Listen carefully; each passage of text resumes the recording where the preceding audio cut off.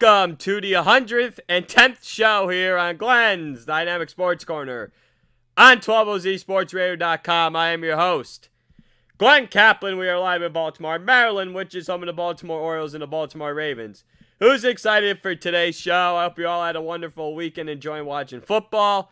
Oh, it's a rainy, yucky day outside in Birdland. Yikes. Well, let's start with breaking news. Raheem Morris, the defensive coordinator of Atlanta Falcons, to be named the Atlanta Falcons interim head coach after Dan Quinn was fired as the head coach on Sunday night by the Atlanta Falcons. And also general manager Thomas Dimitroff was also fired, according to ESPN's Adam Schefter, though, nonetheless. And then, sad news to pass along for all you big baseball fans out there, Joe Morgan passes away at the age of 77. I remember, long time ago, watching ESPN Sunday Night Baseball. I always enjoyed listening to his broadcast. He was great. He was fantastic. And now, rest in peace, one of the greatest baseball icons ever. I didn't watch him play baseball, but as a commentator, he was absolutely fantastic. Okay, on that note, let me dive right in to the start of the New York Giants and the Dallas Cowboys. You gotta feel bad for Dak Prescott, of course. I saw that ankle injury, absolutely brutal. I saw it, it was like, oh, and I thought his leg snapped. I thought it wasn't only the ankle, it was like the leg too. Had to go under surgery last night. He's doing well. He was hospitalized. And obviously, not good. He's probably done for the year. He's on a contract year. Andy Dalton's going to take over for him for the rest of the season. And obviously, you don't want to see a player hurt. Maybe Jerry Jones should have given him his contract in the first place. Now are they going to use this injury against him? I think they will. Let me tell you something.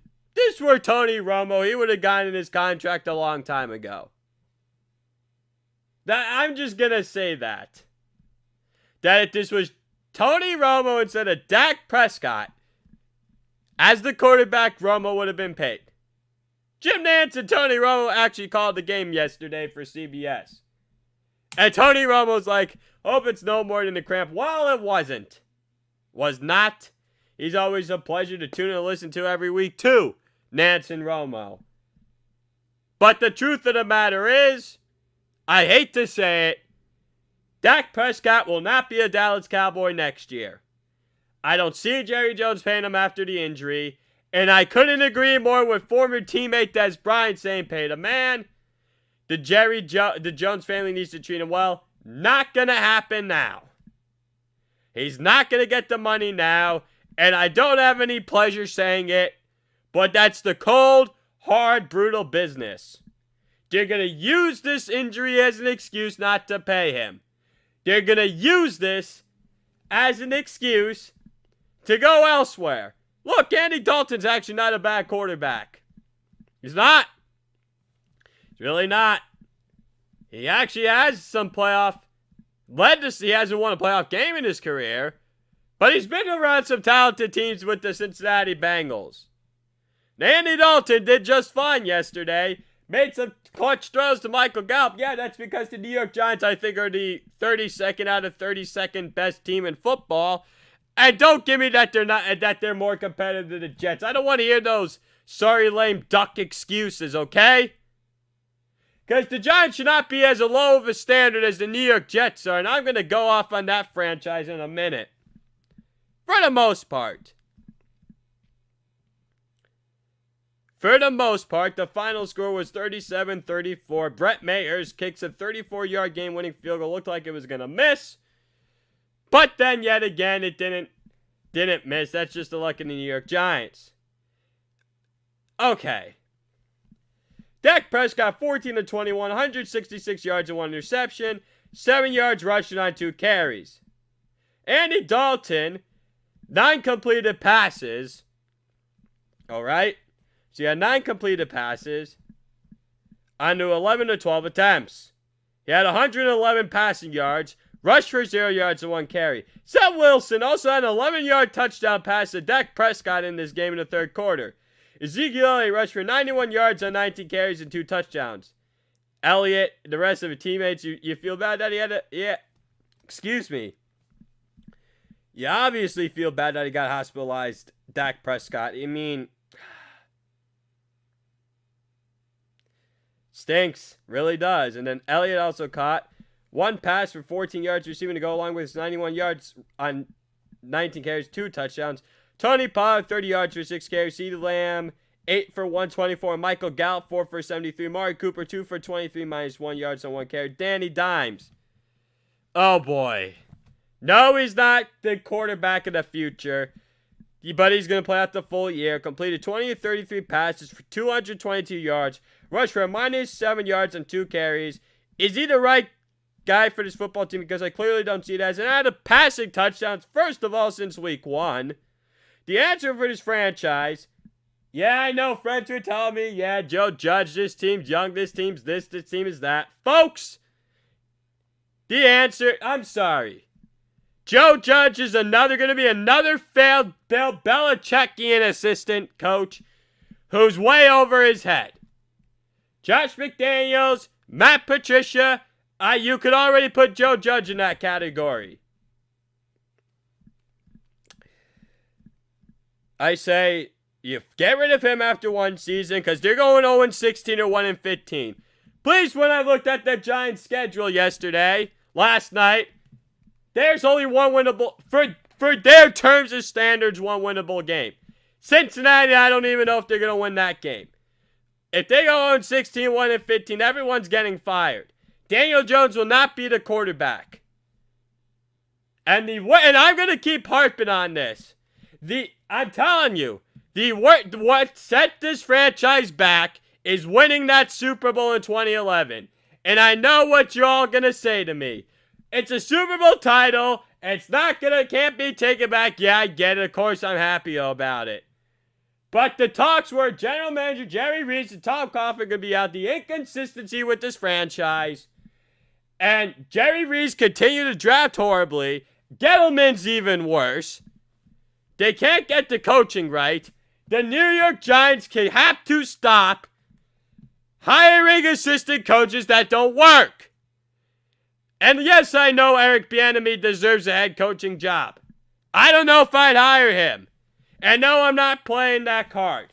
Reason why I say this is because the New York Giants cannot seem to, assistant coaches don't seem to work for them. Believe me, I love Eric Bieniemy as head coach.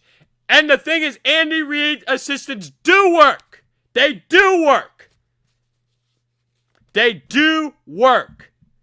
But the Giants need to go Dabo Swinney, okay? They need to go Dabo Swinney at Clemson, especially if they get the 1 pick to get Trevor Lawrence into East transition, or Lincoln Riley for Oklahoma. Look at what Matt Rule's doing with the Carolina Panthers from Baylor. It's 3-2.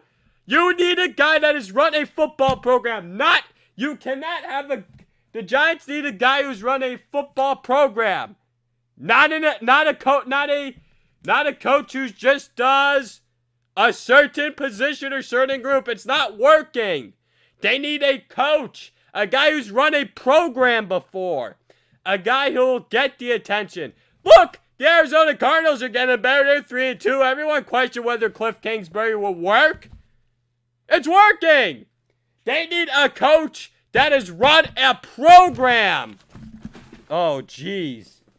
Now all my notes go flying over.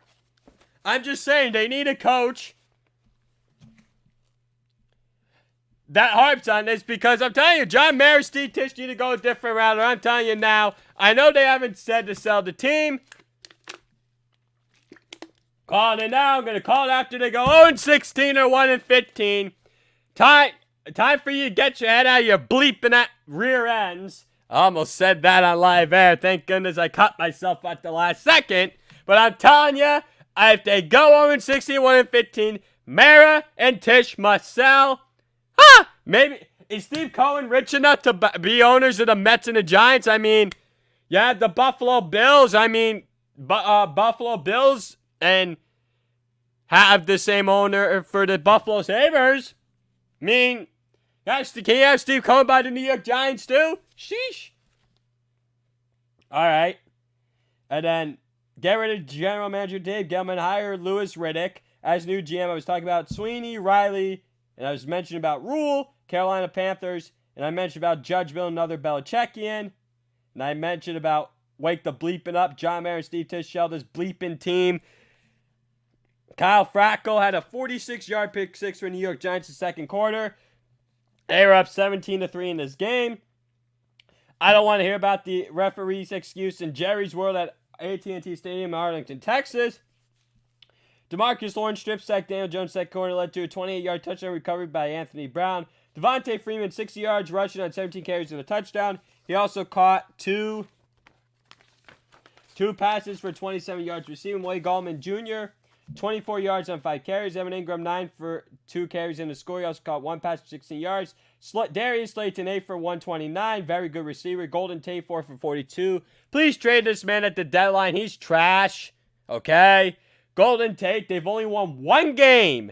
Want to know something? The New York Giants were 2-2 when he was suspended the first 4 games. They won 1 game with this man. Maybe he's the cancer to this team. Maybe Golden Tate is the cancer to New York Giants. Now, I got no pleasure saying that, but maybe that's true.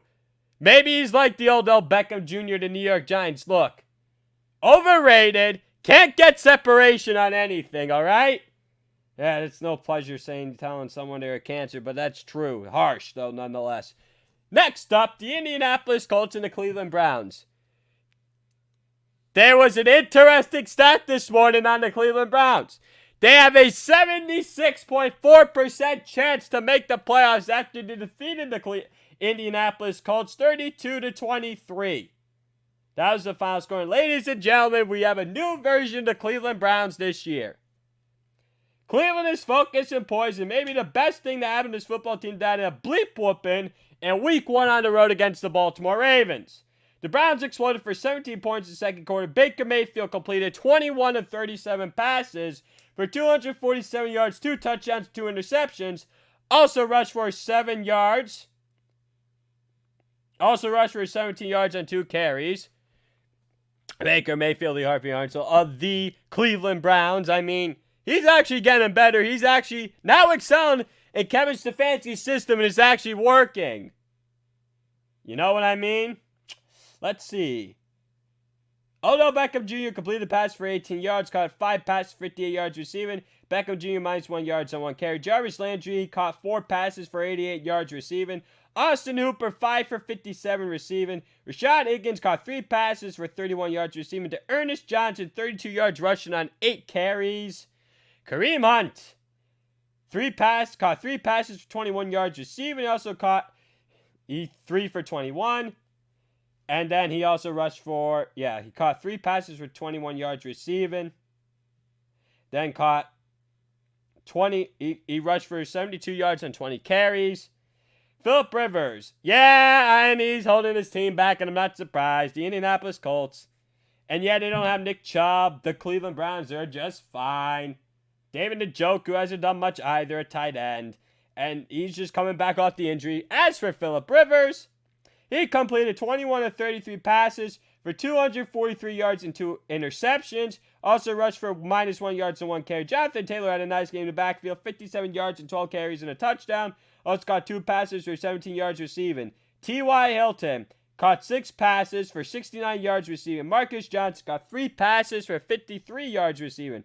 Ashton Dolan caught 1 pass for 34 yards receiving. Trey Burton caught 5 passes for 33 yards receiving, though, nonetheless. Next up, Tampa Bay Buccaneers against the Chicago Bears. Let's see. The Chicago Bears, now I was surprised of what transpired in this game. The Chicago Bears took down the Tampa Bay Buccaneers on a last-second field goal by a final score of 2019. Cairo Santos from 38 yards out with 1:13 remaining regulation. What I find interesting about this game is that late in the game, when they were trailing the Tampa Bay Buccaneers, Tom Brady also forgot it was 4th down late in the game, and he thought it was 3rd down. What's interesting is the whole memes, the whole Twitter universe, every meme was basically blown up on social media after the game that Nick Foles is now 2-0. He's 2-0 against Tom Brady in his career, which I find fascinating. It goes back to the Super Bowl when the Philadelphia Eagles beat the New England Patriots. It's like Eli Manning. The shades of Eli Manning. Oh, dear Neptune. That's funny. And Chicago, what an interesting thing about Chicago. They're 4-1, and 3 of their comebacks was when they were down by 10-plus points. This is the first time that the Chicago Bears have done such a thing in the first 5 games of the season since 1985. Oh, they happened to win the Super Bowl that year. I'm not sure if I'm buying the Chicago Bears a Super Bowl contender, but they are for sure a top 10 team in the NFL. Then there's going to be a lot of juggling. I got to figure that out this week when I get to my top 10 teams in the National Football League. Maybe Chicago misses the list, or maybe the Rams take a step back. There's a lot of things I got to figure out. There's a lot of juggling that I have to figure out this week. Maybe Tampa Bay takes a step back. That's a lot. I mean, it's a lot I got to figure out. That's why I got till Thursday. Buffalo Bills versus Tennessee Titans winner might be the number 1 team in my nation, because with the Kansas City Chiefs losing this week to the Las Vegas Raiders, shockingly. And I'm going to get to that game probably a little bit later on this show. So, in this game, Tom Brady left the field. Nick Foles was looking for him because he wanted to shake his hand, but I guess that stuff that didn't really happen, did it? So, Tom Brady completed 25 of 41 passes for 253 yards and 1 touchdown. What also happened? He also rushed for 0 yards and 3 carries. Ronald Jones becoming a solid running back, 106 yards and 17 carries. He also caught 3 passes for 19 yards receiving. Tyler Johnson caught 4 passes for 61 yards receiving. Rob Gronkowski got 3 passes, 52 yards receiving. That Brady-Gronkowski connection is going to be key because O.J. Howard's done for the year. And I think Brady's maybe losing a little zip. But even when he was younger, he hated when teams rushed 4 and they dropped 7 in coverage, is what Chicago did. That's what they did. Tom Brady hates it. Even the great quarterbacks, the young quarterbacks, hate it. That's nothing to do with age. Age is just a number. That's all it is. Brady's not washed up yet. We'll see how it goes. Cameron Brate caught 5 passes, 44 yards receiving. Mike Evans caught 5 passes, 41 yards receiving, a touchdown. Jaden Mickens caught 2 passes for 22 yards receiving. Nick Foles and Chris Godwin did not play in this game. Nick Foles completed 30 of 42 passes for 243 yards, 1 touchdown and 1 interception. He also rushed for -1 yards on 1 carry. Cordero Patterson rushed for 7 yards on 3 carries. He also caught 3 passes for 38 yards receiving. Allen Robinson got 10 passes for 90 yards receiving, and Allen Robinson is going to want to get big payday when it comes to free agency. David Montgomery rushed for 29 yards on 10 carries and a touchdown. He also caught 7 passes for 30 yards receiving. Jimmy Graham also caught 3 passes for 33 yards receiving and a touchdown nonetheless. Anthony Miller, Cole Kmet, Darnell Mooney, and Demetrius Harris are also some of the key players on the Chicago Bears offensive roster. Yeah, Montgomery 7 for 30 receiving and 29 yards rushing on 10 carries. Jimmy Graham 3 for 33 and a touchdown. Let's see. Khalil Mack, Kyle Fuller, Walcon Smith, and Akeem Hicks are some good Chicago Bears defensive players. And Vita Vea for the Tampa Bay Buccaneers is done for the season with an ankle injury. And both of these teams, the Tampa Bay Buccaneers and Chicago Bears, will both be solid moving forward, though, nonetheless. especially on the defensive side of the ball, though, nonetheless, because they are both very underrated defenses, though, nonetheless. Next up, Cincinnati Bengals, Baltimore Ravens. The Baltimore Ravens won this game over the Cincinnati Bengals easily by a final score of 27-3, and it was bad weather at M&T Bank Stadium in Baltimore, Maryland. Mark Jackson is really, since the Kansas City Chiefs game, hasn't been that great. They're winning, not because of him, but in spite of him. Completed 19 of 37 passes for 180 yards, 2 touchdowns, and 1 interception. He also rushed for 3 yards on 2 carries. Mark Ingram, the second, rushed for 57 yards on 11 carries. Devin Duvernay rushed for 34 yards on 1 carry and also got 2 passes for 17 yards receiving. Personally, I think the rookie from the University of Texas needs to be used more in John Harbaugh's team and Greg Roman's offense because this guy's lightning speed. See how fast this kid is? Devin Duvernay, yeah, he running that kickoff return for a touchdown against Kansas City Chiefs. Yeah, you better show this kid some more play time. I mean, this kid's good. And then, that's just how good of a front office Eric DeCosta, the general manager of the Baltimore Ravens, is. Props to him. They know how to scout. They know how to find players. Man, maybe that's what the Giants need to do. New York Giants need to lure someone away from this Baltimore Ravens team. Instead of hiring internally with maybe Kevin Abrams, this would be a real hire. Or someone else, in the front office. Next up, Mark Andrews, 6 passes for 56 yards receiving a touchdown. One of the most underrated tight ends in the NFL. Marquise Brown, 6 for 77 yards receiving a touchdown. And this was by far the worst game Joe Burrow has played in his rookie season. He completed 19 of 30 passes for 183 yards and 1 interception. He also rushed for 10 yards on 3 carries. Burrow got no help either, though, nonetheless. He really didn't get any help. The offensive line's really bad.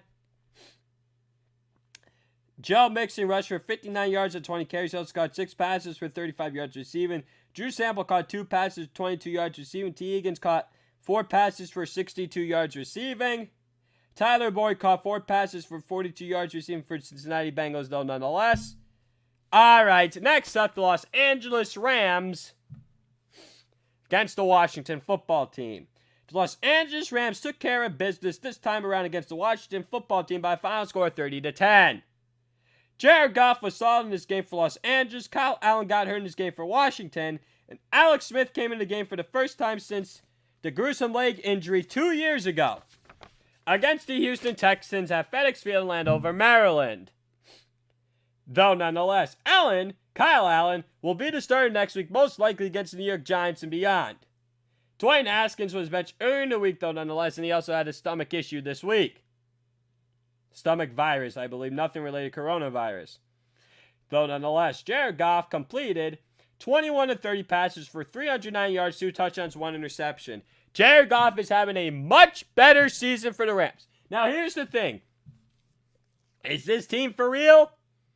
Or is this team taking advantage of soft schedule when they have to play tougher opponents? Like when they got to play the San Francisco 49ers next Sunday night on Sunday Night Football. We'll see what happens when they play the Los Angeles Rams and the San Francisco 49ers. All right. Cam Akers rushed for 61 yards on 9 carries. Darrell Henderson rushed for 38 yards on 50 carries and a touchdown. He also got 3 passes for 30 yards receiving a touchdown. Malcolm Brown rushed for 30 yards and 8 carries. Oh! What seems to be working for the Los Angeles Rams? A running back by committee! That's right. You don't win Super Bowls by having a star tailback. If I recall correctly, you need... Oh yes, a running back by committee. Where have I seen that before? John Everett caught 4 passes for 90 yards receiving. Josh Reynolds caught 2 passes for 46 yards receiving. Cooper Kupp, solid slot receiver for Jared Goff, caught 5 passes for 66 yards receiving. Robert Woods caught 4 passes for 71 yards receiving and a touchdown. Kyle Allen completed 9 of 13 passes for 74 yards. He also rushed for 7 yards on 1 carry and a touchdown. Alex Smith completed 9 of 17 passes for 37 yards. He also rushed for 1 yard on 1 carry. Antonio Gibson rushed for 27 yards on 11 carries. He also caught 5 passes for 24 yards receiving. J.D. McKissick caught 6 passes for 46 yards receiving. He also rushed for 3 yards on 1 carry. Terry McLaurin also got 3 passes for 26 yards receiving, though nonetheless. Next up, the Philadelphia Eagles against the Pittsburgh Steelers to battle the Keystone State. The Pittsburgh Steelers took down the Philadelphia Eagles at Heinz Field in Pittsburgh, Pennsylvania, with having fans in the stands for the first time this season by a final score of 38-29. Dude, Carson Wentz is broken. And Ben Roethlisberger is having a bounce-back year for the Pittsburgh Steelers, and it's not a surprise. Carson Wentz struggled once again in this game for Philadelphia. He completed 20 of 35 passes for 258 yards, 2 touchdowns, and 2 interceptions. Wentz rushed for 11 yards on 4 carries. Miles Sanders rushed for 80 yards on 11 carries and 2 touchdowns. Now Sanders, I always call him a poor man Saquon Barkley of the New York Giants. But what I happen to find interesting is that Sanders may be a better running back in the long run than Barkley.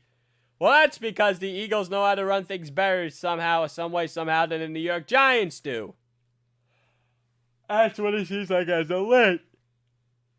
But would the Philadelphia Eagles be in the running for Trevor Lawrence? Nah, because the New York Giants are the worst team in that division, and they don't know how to treat Saquon Barkley or some other people right.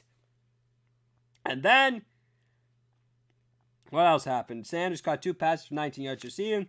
Travis Fulgham caught 10 passes for 152 yards receiving a touchdown. Man, I hope this guy's on my fantasy waiver wire. J.J. Arcega-Whiteside caught 1 pass for 37 yards receiving. Greg Ward caught 4 passes for 26 yards receiving a touchdown. Richard Rodgers caught 1 pass for 18 yards receiving. Ben Roethlisberger completed 27-34 passes for 239 yards and 3 touchdowns. Also rushed for -2 yards and 2 carries. Ray McCloud rushed for 63 yards on 2 carries.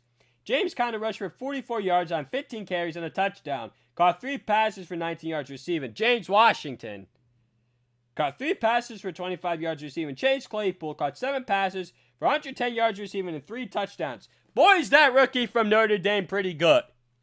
He torched Darius Slay all game. Maybe Darius Slay was right. Maybe he should have sat out due to coronavirus this year. And then, with the coronavirus, all that other situation, Claypool had 6 yards on 3 carries and a touchdown. Anthony McFarland also had 6 yards rushing on 3 carries, though, nonetheless, for the Pittsburgh Steelers. And the Pittsburgh Steelers are a very good football team.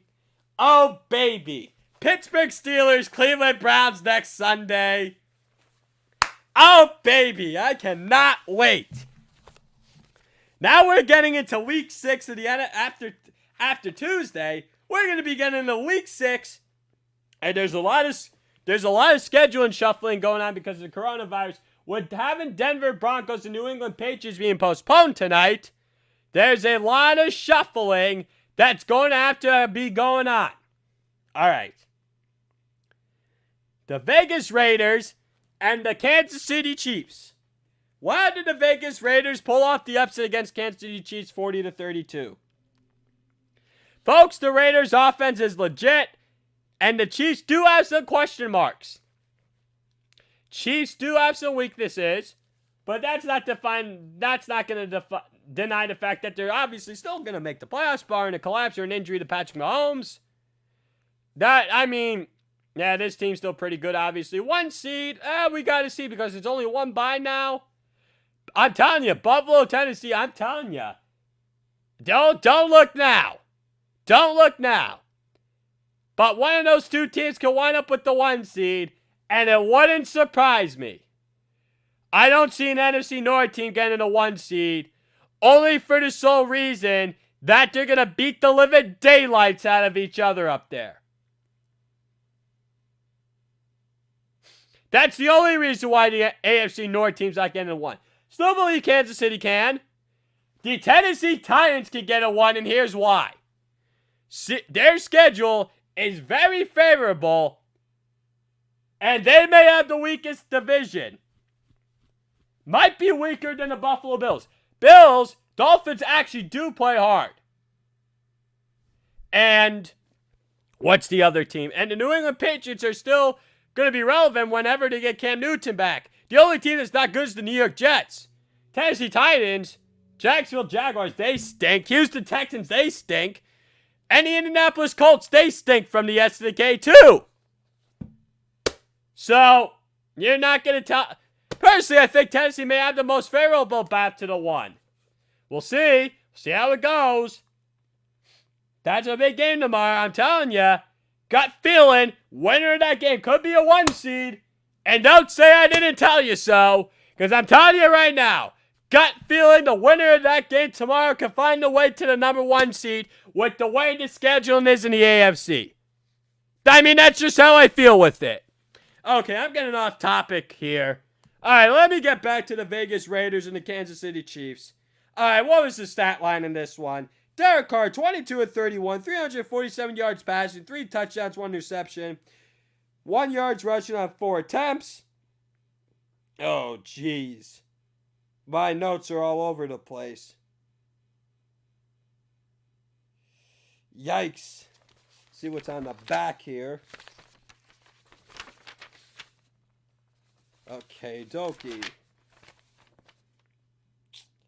Darren Waller, 5 for 48 and a touchdown. Nelson Aguilar, 2 for 67 and a touchdown. Henry Ruggs III, 2 for 118 and a touchdown. He had a 72-yard touchdown in this game.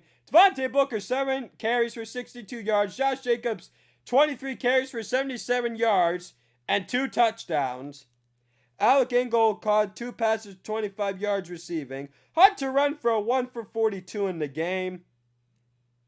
Jalen Richard, 4 for 26. Also rushed for 4 yards and 1 carry. Patrick Mahomes, 22 of 43, 340 yards, 2 touchdowns, 1 reception. Rushed for 21 yards and 6 carries and a touchdown. Clyde Edwards-Helaire, 10 for 40 rushing, 3 for 40 receiving. He hasn't been the same since the first game against the Houston Texans. As I said, they stink from the S to the K. 3 for 15 rushing for Tyreek Hill. Caught 3 for 78 as well. More on the back. All right. Travis Kelce, 6 for 108 yards receiving a touchdown. McCall Harmon, 2 for 50. Sammy Watkins, 2 for 2 receptions, 24 yards receiving a touchdown. Byron Pringle, 1 reception for 23 yards receiving. Yep, so receiving, that's what he did receiving. Byron Pringle, let's see, 1 for 23. Watkins, 2 for 24 and a touchdown. McCall Harmon, 2 for 50. Kelce 6 for 108 and a touchdown. And Tyreek Hill, 3 for 78. And also to go with 3 for 15 and a rushing touchdown. So we'll see how that winds up going. Folks, use promo code 12OZ Sports. All caps for deposit bonus up to $1,000 for my bookie. Can't believe I didn't say that until the first time today in the show. Now, NHL free agency. So there are a lot of moves. And at this time of year, there's always a lot of roster overhaul. But because of the salary cap situation due to the coronavirus, teams are spending less. All right. Let's see what some of the key transactions are and if I like them or not like them. Matt Murray, Ottawa Senators, 4 years, $25 million. Like the deal. Gets to stay there for 4 years with a team that's trying to develop. Braden Holtby, 2 years, $8.6 million with the Vancouver Canucks. This is a 1-year deal. This is basically a 1-year deal. Simply for the sole reason that the Seattle Kraken expansion drafts next summer. Thatcher Demko, they're not getting rid of them. Hey, you see what he did in the playoffs against Vegas Golden Knights? Yeah, they're not getting rid of him. Wishful thinking. Nice try. Leaves the Washington Capitals. All right. Henrik Lundqvist, he goes to the Washington Capitals on the 1-year deal. I don't know how much makes sense. I think he's old. He's washed up. Is he really going to help out Ilya Samsonov? That's a stability question. And that with the Washington Capitals. And for Peter Laviolette bunch, because it's like, I really don't know if this is going to work for the Washington Capitals. Stay tuned. Cam Talbot, Minnesota Wild. I understand what general manager Billy Guerin's trying to do. He's trying to putting out a competitive team on the ice at the same time to trying to rebuild. Jakob Markstrom, Calgary Flames, 6 years. Loved the deal. Calgary needed a goalie. Now they got a legitimate number one. Antti Khudobin staying in Dallas, 3 years, $3.5 million. Helped them get to the Stanley Cup final with Ben Bishop being injured. That's going to be interesting. Jake Ottinger, the future goalie for the Dallas Stars. They're not shopping him. You got Ben Bishop. Are they going to trade him or not? What are some other deals? Oh, St. Louis gets Torrey Krug for 7 years, $45.5 million. Basically knowing that, yeah, Alex Pietrangelo is not going to come back to St. Louis. The captain, he was the captain there. And he's going to go with the Vegas Golden Knights, it appears. Edmonton, Kyle Turris and Kyle Turris, 2 years. Tyson Barrie on the blue line, 1 year. That's a good deal. Mike Smith, 1 year. Goaltending problem really not solved. Detroit, general manager Steve Yzerman trying to put a solid product on the ice. Bobby Ryan, a 1 year deal. Thomas Greiss, a 2 year deal. Vladislav Nemestikov, 2 year deal. Radek Faska, a 5 year deal with Dallas. Jesper Foster, 3 year deal with Carolina. Kevin Shattenkirk, a 3 year, $11.5 million deal with the Anaheim Ducks. I don't know how that makes sense at all, really, what Shattenkirk did. Anaheim's in a rebuild situation unless he could help grow and develop some of the guys in Anaheim. I guess Shattenkirk's satisfied with his one championship. I guess he's like, hey, I got a championship. I'll just have fun playing elsewhere. That's what it seems like. What else happened in free agency? All right, Jack Johnson, New York Rangers on a 1 year deal. He gets to reunite with assistant coach Jacques Martin, who was let go by the Pittsburgh Penguins. Mikko Koivu to Columbus Blue Jackets. They also signed Max Domi to a contract. It was a 2 year deal. So Columbus might be eyeing back to the playoffs to try to get more goal scoring. Good. You know what? Good on the part of Columbus Blue Jackets. Maybe they will be back in the playoffs next year. I keep it on their goaltending situation because they might try to trade either Jonas Korpisalo or Elvis Merzlankins. Keep an eye on that one. Brandon Saad traded to Colorado Avalanche. And Jonathan Toews has every right to be displeased with the Chicago Blackhawks organization for not telling him they're going in a full rebuild. Oh, and Patrick Kane too. Toews is the captain of the Chicago Blackhawks. The RP Harnsel of the Chicago Blackhawks. I'm just going to say this about Jonathan Toews. He's done everything right over the years. General manager Stan Bowman basically giving him the middle finger. These two guys have won 3 Stanley Cups. Bowman, what? Who is the freaking owner of the Chicago Blackhawks? Get Stan Bowman the heck out of Chicago! Watch him in the lake of Lake Erie! You want to talk about a team that has destroyed the reputation of Toews and Kane? It's that man! That man is Jerry Reinsdorf of when Michael Jordan and Scottie Pippen played for the Chicago Bulls. Stan Bowman is a disguised Jerry Reinsdorf. He is. Did Jerry Reinsdorf all of a sudden take over the Chicago Blackhawks front office? And he's treating Toews and Kane, and that's how he treated Michael Jordan and Scottie Pippen? I mean, for real? I know he's partial on the Chicago White Sox and Chicago Bulls. Or is he with the Blackhawks now, too? What's going on? I need answers for this. Because I'm telling you, I wouldn't have been surprised if Toews requested a trade, but he takes the high road. But he has every right to be displeased with that front office. Every single right to be. I mean, he's won you 3 Stanley Cups. He's basically carried your reputation, and you're just trying to undermine him and Patrick Kane's success because you go a full rebuild with blindsiding your guys. At least management talks to Sidney Crosby to get him Malkin in Pittsburgh, Pennsylvania.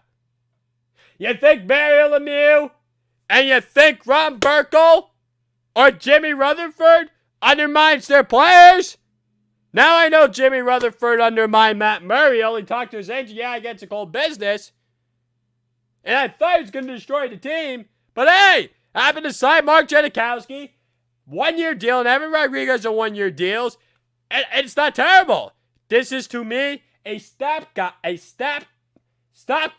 for development for Nathan Lagare, Samuel Poulin, and John Gruden. Hey, you want to know something about John Gruden? This guy, let me tell you something. This guy's special. He's going to be a special centerman that can make plays all over the ice. Because let me tell you something. He's a great defender. He can score the puck. He does everything well. Because how about them Raiders? Or it's more like, how about them Penguins? On that note, all right. So the Chicago Blackhawks and the Pittsburgh Penguins, Jonathan Toews and Patrick Kane of Chicago are being undermined, and Sidney Crosby and Evgeny Malkin of the Pittsburgh Penguins are simply not. That's what it comes down to. What other interesting signings have happened in the National Hockey League? Oh, yes. Taylor Hall to Buffalo Sabres on a 1-year deal worth $8 million. Makes no sense. Taylor Hall, yeah, Buffalo Sabres didn't get any better. He's a reputation loser. Jack Eichel, come on. You're trying this 1-year experiment to see convince Jack Eichel to stay? And if this doesn't convince to say, shop Jack Eichel somewhere else, I am convinced Jack Eichel's not a loser. I'm convinced he's with a bad franchise. I think there's a big difference between the two. And don't say that I don't believe that's the case. Because I truly believe it is. Folks, that is simply the case. I'm telling you. I'm telling you this now. That a lot of these free agency signings have been crazy. And some of these organizations just don't do things with grace and class. They simply do not. Some do, and some don't, and yeah, I get it's a business. Folks, you don't think I don't know this stuff? Ladies and gentlemen, I'm telling you something right now. I don't think we're going to see much more trades or transactions. And then what? The only other potential move, you still got Corey Perry out there. And Devin Dubnyk got traded to San Jose Sharks from the Minnesota Wild.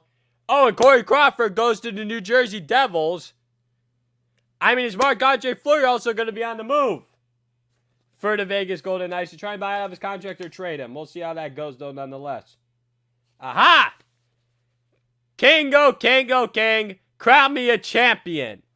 The Los Angeles Lakers are the 2019-2020 NBA champions. Congratulations to them. Props off to LeBron James. Happened to be wearing his shirt today from Cleveland Cavaliers. No, not Los Angeles Lakers.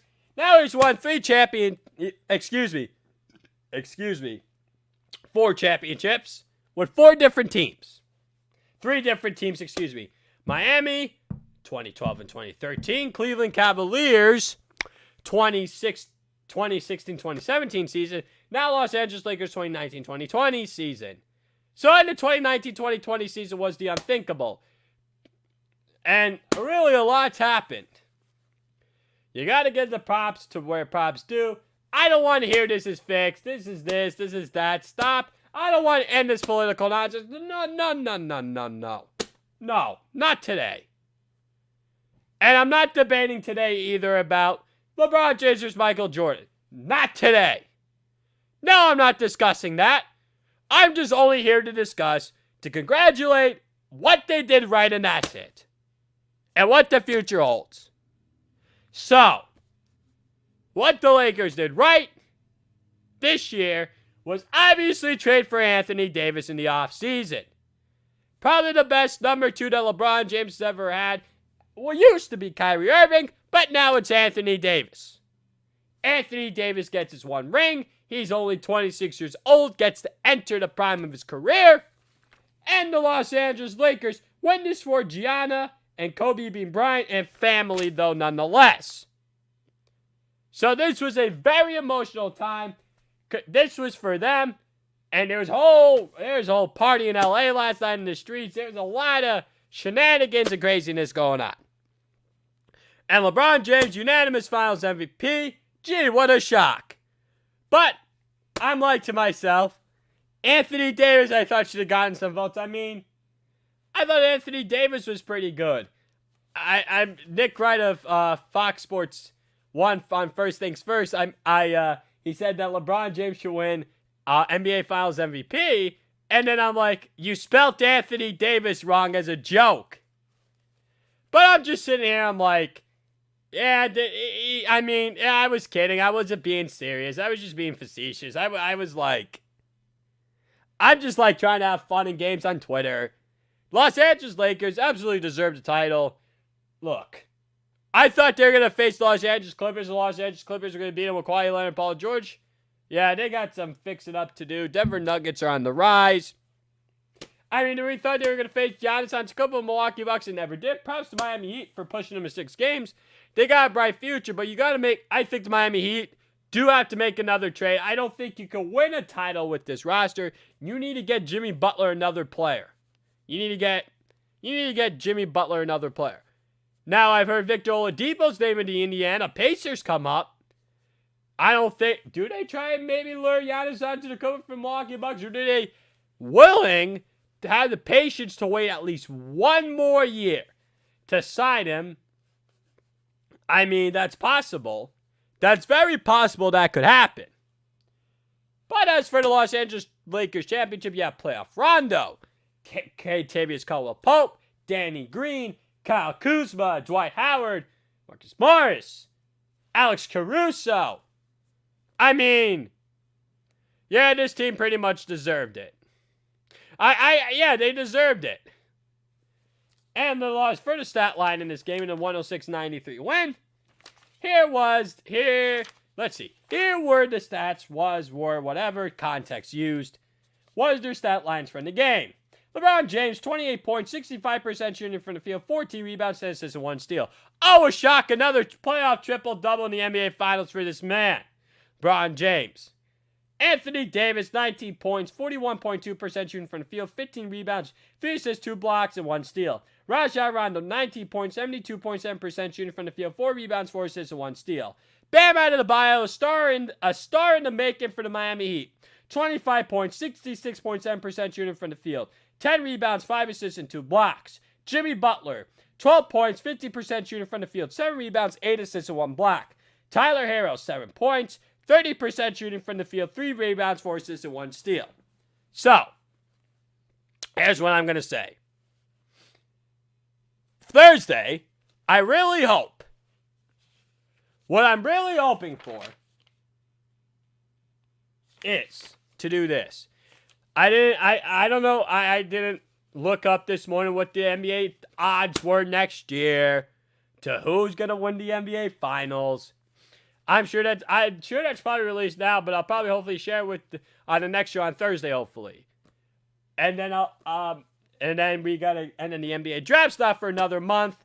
Not sure when NBA free agency is going to be, but of course I'm going to obviously have you guys covered on it and what my thoughts are, like I just did just a little few moments ago about what I thought about the NHL free agency. You maybe see more wheeling and dealing. You may see a lot more stuff like that. But I mean, it's hard to tell. Maybe someone makes a push for Bradley Beal to watch the Wizards. I mean, we're going to see. And LeBron James does a lot of things.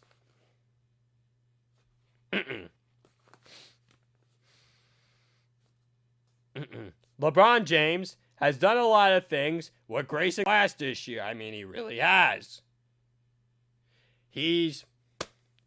I know you want to criticize him about the whole politics. I get it. But as a basketball player, I mean, as a straight basketball player, he's one of the best. And he's pushed all the right buttons. Frank Vogel wins the championship. First championship ever. And I personally think Frank Vogel is probably the best. No, Eric Spoelstra is the best coach he's had. Because I almost disrespected Eric Spoelstra, but He just took that Miami Heat team as a number 5 seed to 2 wins away from winning an NBA championship. Okay? So let's see where the future goes with the NBA. I personally think, I know it's a rough year. I know it's hard to remember 2020. But I personally think this might be LeBron's last championship. Not to disrespect him. And when he said, I want the respect I deserve, I'm not disrespecting you. It's that if I had to choose a championship, what's the last thing I want to remember? What's the last championship in my life I want to remember? It's this one and what happened this year. That's the one I want to remember. So nonetheless, use promo code TOTALZSports, all caps for deposit bonus up to $1,000 for my bookie. And in the final 7 minutes of the show, ALCS and NLCS previews. I actually thought there was going to be a scheduling thing. I thought the first 2 games of one series was going to be done. Only one. But only the Houston Astros Tampa Bay Rays started last night. And they'll have game 2 at 4:37 at TBS today. And the Atlanta Braves Los Angeles Dodgers will begin tonight, 8:07, I believe, on Fox Sports 1. So the ALCS preview. Number 6 seed Houston Astros against the number 1 seed Tampa Bay Rays. This is a rematch of the ALDS from last season. Tampa Bay is looking for revenge in this one. Houston is a team on a mission right now, though. Tampa Bay's pitching staff is superior in this series than what Houston offense faced in the last series. However, this is where the Astros are going to be knocked out despite making it there for the 4th consecutive season. This is the 4th time they will be facing another American League East team, and the other 2 teams were against the New York Yankees twice and the Boston Red Sox once. When they lost to the Boston Red Sox in 2018, they won the World Series. And when they beat the New York Yankees, they went to both World Series, obviously beat the Los Angeles Dodgers in 2017, and then lost to the Washington Nationals in 2019. So, some of the key players in this series for the Tampa Bay Rays is as follows. Randy Arozarena helmered again last night. I mean, this man's, 25, 26 years old? I mean, this kid is just spectacular. You got to give credit where credit's due. General Manager Chaim Bloom, who is now the general manager of the Boston Red Sox, has a rebuild to do, and I believe he's going to fix it. With analytics, I mean, this Tampa Bay Rays team, I'm going to say time and time again, they don't have a true superstar. They don't. This is the most analytically driven team in baseball, and it works. That's because they have found the right players that will execute in a system. I know it's hard to say baseball's a system game because it's not like basketball where, okay, you're playing a triangle offense or you want to play a full court game or a 3-point game. Baseball, it's weird because baseball, you have the same mound, you have the same batter's box. I mean, it's weird to call baseball a system, but I guess it works because Tampa Bay Rays, they want to move you on the base paths, they want to beat you, they want to make you make mental mistakes, and that's what they do, get timely hits. That's what the Tampa Bay Rays are. And then, also, Nathan Lowe, Kevin Kiermaier, and Joey Wendell are good for the Tampa Bay Rays. As for the Houston Astros, George Springer, Jose Altuve, Alex Bregman, Carlos Correa are good for the Houston Astros. George Springer is a pending free agent and maybe goes back home closer to Connecticut, maybe the New York Yankees and New York Mets. We'll see. First thing he has to worry about this series before anything else. And the Houston Astros starting rotation is and Tampa Bay's is superior. Blake Snell pitched last night. Probably not going to be Tyler Glasnow. Might be Charlie Morton. Oh, yeah, he was with the Houston Astros a couple of years ago. And then Zach Greinke is their best pitcher for Houston. Lance McCullers Jr. is okay, but Jose Urquidy and Josh James is in the bullpen. I mean, they're not very good. Bullpen's okay, and Tampa Bay's bullpen's pretty good. So my pick in this series, the Tampa Bay Rays in 6. NLCS preview. Number 2 seed Atlanta Braves versus the number 1 seed, the Los Angeles Dodgers. The Atlanta Braves and the Los Angeles Dodgers is going to be a 7-game war in the trenches. This is the NLCS that basically everyone predicted before the beginning of the season, of the regular season though. So you're going to see, this is probably going to be one of the most fun baseball series before a World Series in a very long time. Well, maybe not necessarily because you had to use Nationals, New York Yankees. So, I believe both pitching staffs, starting pitching-wise, Atlanta Braves, Ian Anderson, Kyle Wright, Mike Soroka, Max Fried. Los Angeles Dodgers, Clayton Kershaw, Walker Buehler, Dustin May, probably Jose Urias, or sometimes he comes out of the bullpen. So, that's not going to decide the series. What's going to decide the series is the bullpen for each of these teams. And it's average. I'm not going to say it's great, but I'm not going to say it's terrible either. And you got to think how it's going to pan out. As for the Atlanta Braves, Ozzie Baez, Freddie Freeman, and Ronald Acuna Jr. are three of the key players to keep an eye on in the series for the Atlanta Braves. For the Los Angeles Dodgers, Cody Bellinger, Justin Turner, and Will Smith are some of the key players to keep an eye on for the Los Angeles Dodgers, though, nonetheless.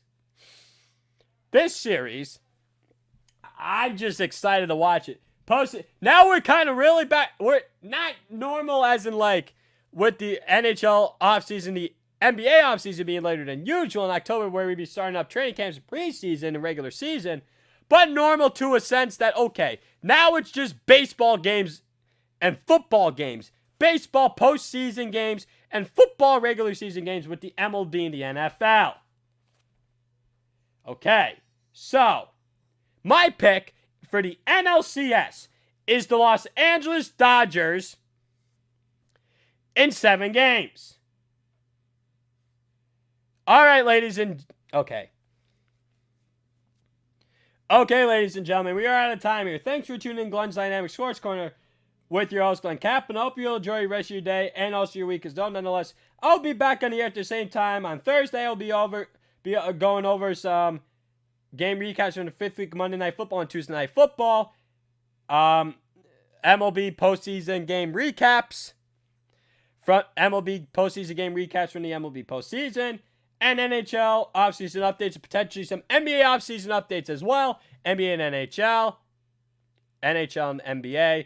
So let's keep an eye out on that. Use promo code 12OZ Sports, all caps, for deposit bonus up to $1,000